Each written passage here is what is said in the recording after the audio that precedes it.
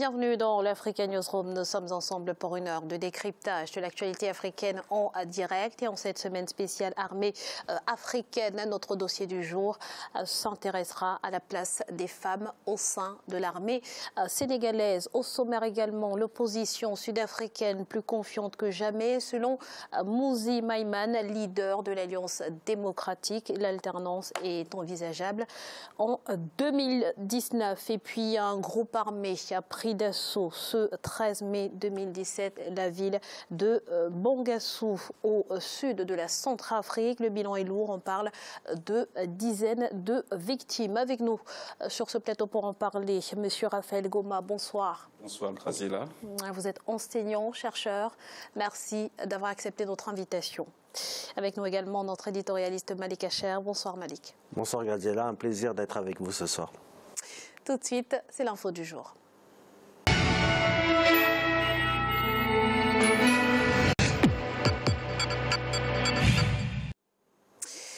En Afrique du Sud, le leader de l'opposition, Mmusi Maimane, estime qu'une coalition avec à sa tête son parti, l'Alliance démocratique, pourrait gagner les élections générales de 2019 en tirant profit des turbulences que traverse actuellement le parti au pouvoir, l'ANC. Les détails avec Clément Joël Soala.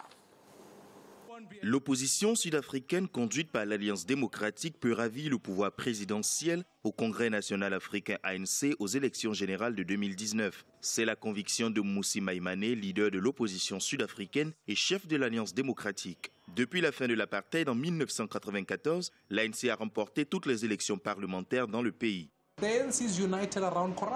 L'ANC est unie autour de la corruption et Zuma en fait partie. Par conséquent, le peuple doit être conscient que le projet final est le déguerpissement de l'ANC. Pour cela, en 2019, nous devons être une coalition, avec une coalition gouvernementale dirigée par l'Alliance démocratique. Comme nous l'avons vu dans certaines villes, nous pourrons ensemble réaliser des avancées démocratiques. Des analystes politiques estiment que la victoire de l'opposition sud-africaine aux élections en 2019 est un pari difficilement tenable malgré les problèmes au sein de l'ANC. Par contre, ils soutiennent que cela sera possible en 2024 si l'ANC continue de décevoir ses partisans pauvres et les Sud-Africains noirs. Ce n'est pas uniquement la voix des partis politiques, c'est la voix de tous les Sud-Africains qui dit « nous devons voir du changement ». Nous devons éradiquer la corruption de la société car Zuma n'est pas la seule personne corrompue. Nous devons éradiquer la corruption dans tous les secteurs, publics et privés, pour que toutes les ressources du pays profitent au peuple.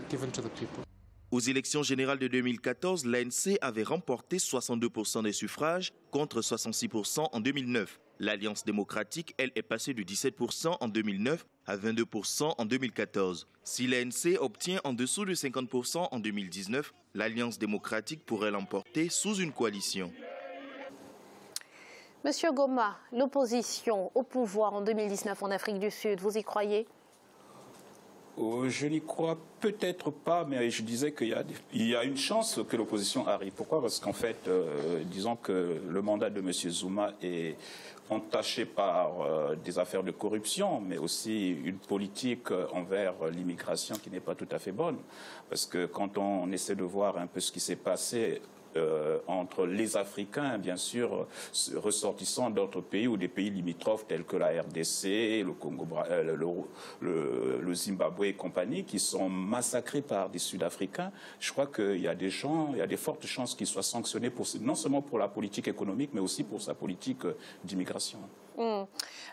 Malik, en tout cas en ce qui concerne les prochaines élections en Afrique du Sud, on sait que le président Jacob Zuma ne sera plus candidat. Est-ce que tout ne dépendra pas finalement de l'aptitude, de l'habilité de son successeur à redorer l'image finalement de la formation et à fédérer les différents groupes pour aller ensemble à ces élections? Totalement. D'ailleurs, on a un parti de l'ANC qui est complètement en train de pas d'éclater, mais presque, il y a un étiolement qui est en ce moment en cours au sein de l'ANC.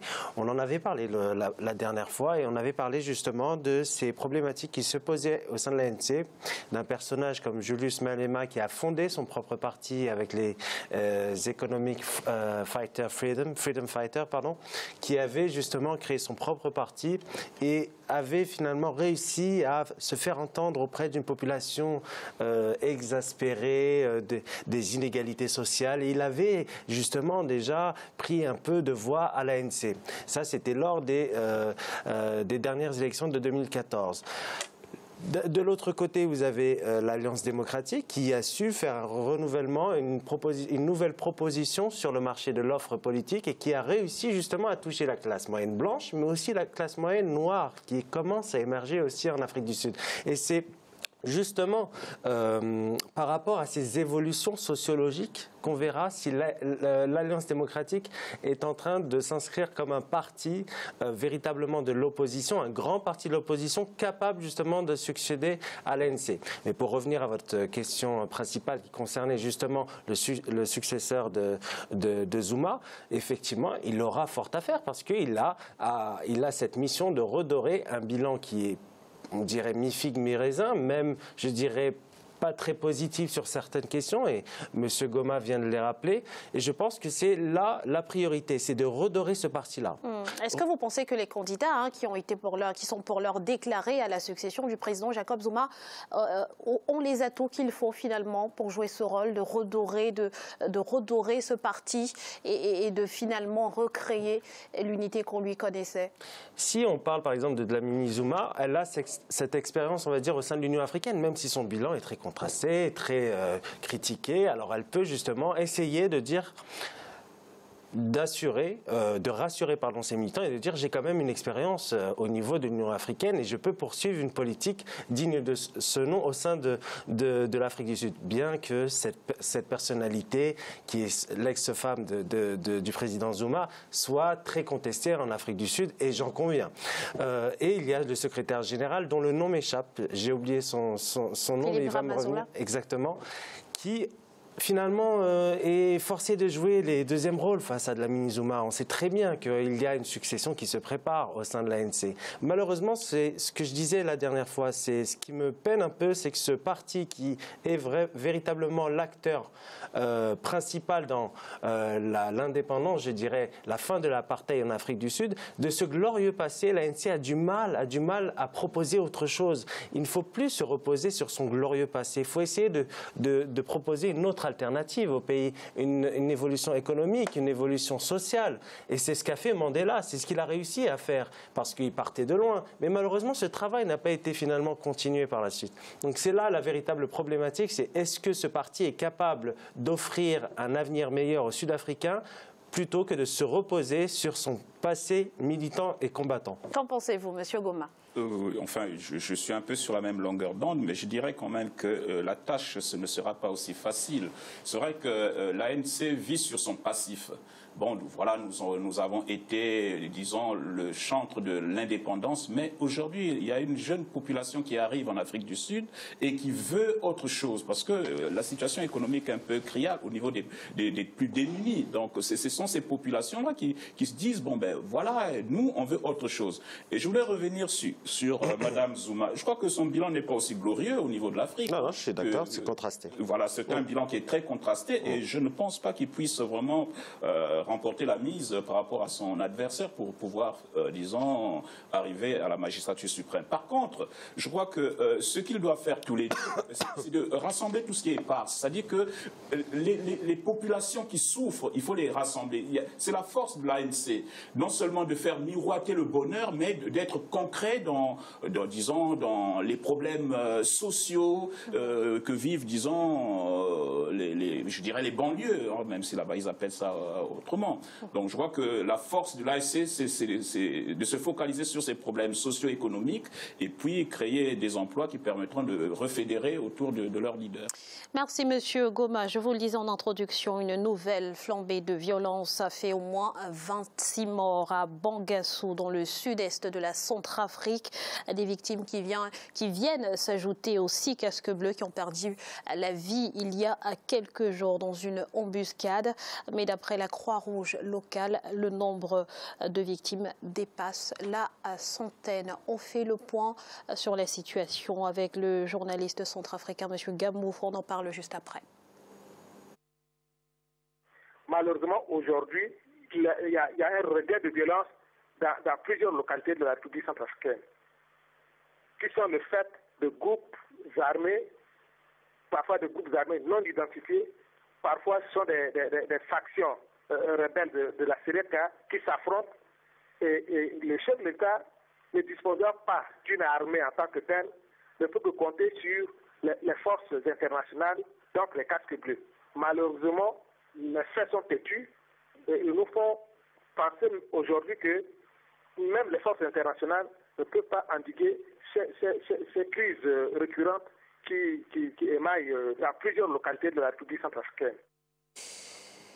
Alors, Malik, que sait-on des assaillants? Qui sont-ils? On a entendu parler d'hommes très équipés. A-t-on plus de précision? On accuse déjà les membres de la Seleka qui ont toujours voulu perturber le processus de stabilisation de la Centrafrique, mais nous n'en savons pas grand-chose parce que cette localité n'est pas aussi facile d'accès et les mouvements sont nombreux. Vous savez, il y a plusieurs problématiques au sein de la Centrafrique. Il y a cette problématique sécuritaire et au sein de cette problématique sécuritaire, vous avez divers mouvements qui opèrent et dont les finalités finalement sont différentes. Et on ne peut pas déjà accuser l'un des groupes présents sur place. Ça serait trop facile. Après, ça dépendra bien évidemment du travail de renseignement qui va être mené par les services centrafricains. Mais ce qu'il faut dire, et ce qui est malheureusement, ce qui nous crève un peu le cœur, c'est que le processus de DDR, de désarmement, démobilisation et réinsertion peine à être mis en marche.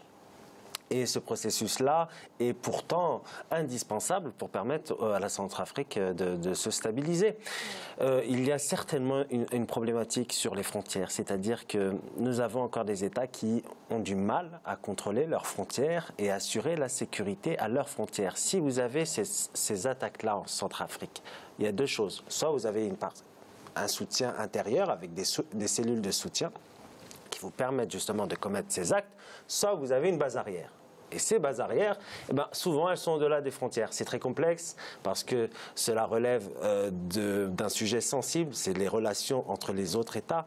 Et c'est une problématique qui doit être résolue, c'est-à-dire que font les pays riverains de la Centrafrique pour permettre cette stabilisation de la Centrafrique? Parce que la Centrafrique va se stabiliser de l'intérieur en déployant davantage des forces de sécurité, mais elle se stabilisera davantage par l'extérieur, par le soutien des autres États riverains.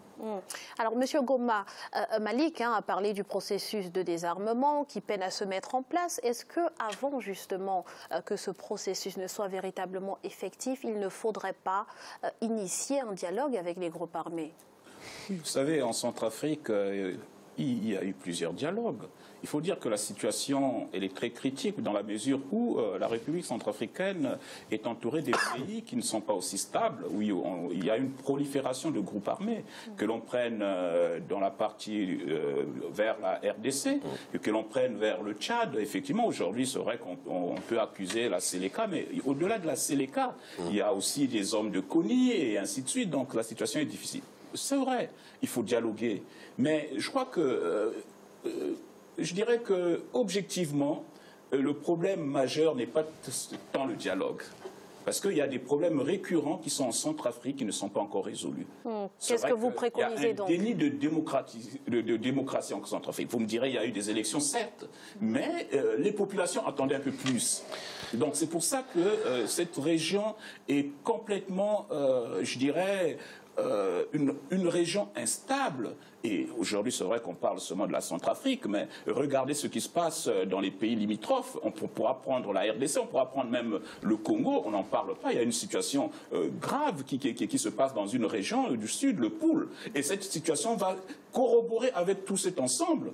Et il faut se poser aussi la question, est-ce que derrière, il n'y aurait pas-il des personnes qui seraient des pyromanes pour après jaillir sur la scène internationale pour dire je suis le maître, je suis capable de stabiliser cette région. On a eu des médiateurs en Centrafrique.